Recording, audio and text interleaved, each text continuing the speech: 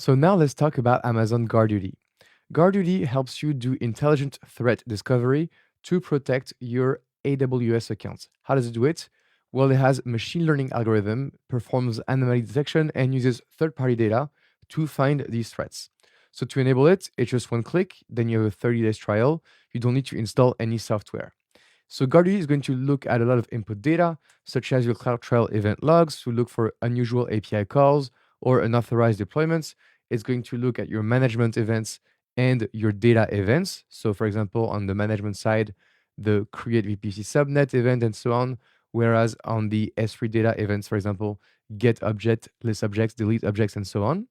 And then for VPC flow logs, is going to look at unusual internet traffic, is going to look at unusual IP addresses. DNS logs to look at EC2 instances sending encoded data within DNS queries, which would mean they're compromised. And optional features to allow you to analyze, for example, other input data sources, such as your EKS audit logs, your RDS and Aura login events, your EBS, your Lambda, and your S3 data events.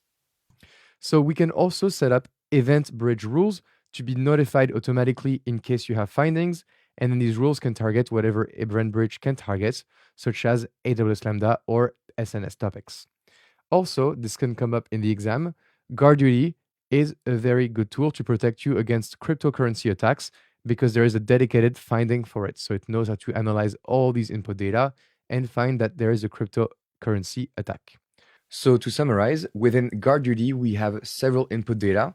We have the VPC flow logs, the CloudTrail logs, and the DNS logs that will be no matter what into GuardDuty, as well as some optional features you can enable, such as your S3 logs, your EBS volumes, your Lambda network activity, RDS and Aura login activity, and your EKS logs and runtime monitoring, as well as most likely more features over time that I will not put here because you get the idea of optional features. And so from all these things, then GuardDuty can generate findings.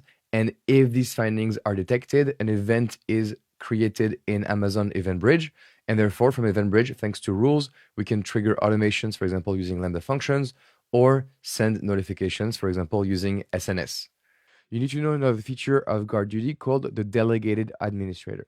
So when you have an AWS organization, one of the member accounts can be designated a GuardDuty Delegated Administrator.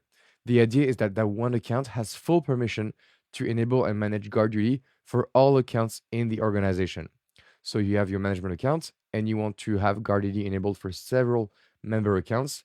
Therefore, you're going to name one of these member accounts a delegated administrator for GuardDuty, and it will have the power to enable and manage GuardDuty on all the accounts within the organization. Now, to name a delegated administrator, this can only be done using the organization management account. Okay, so that's it for GuardDuty. I hope you liked it, and I will see you in the next lecture.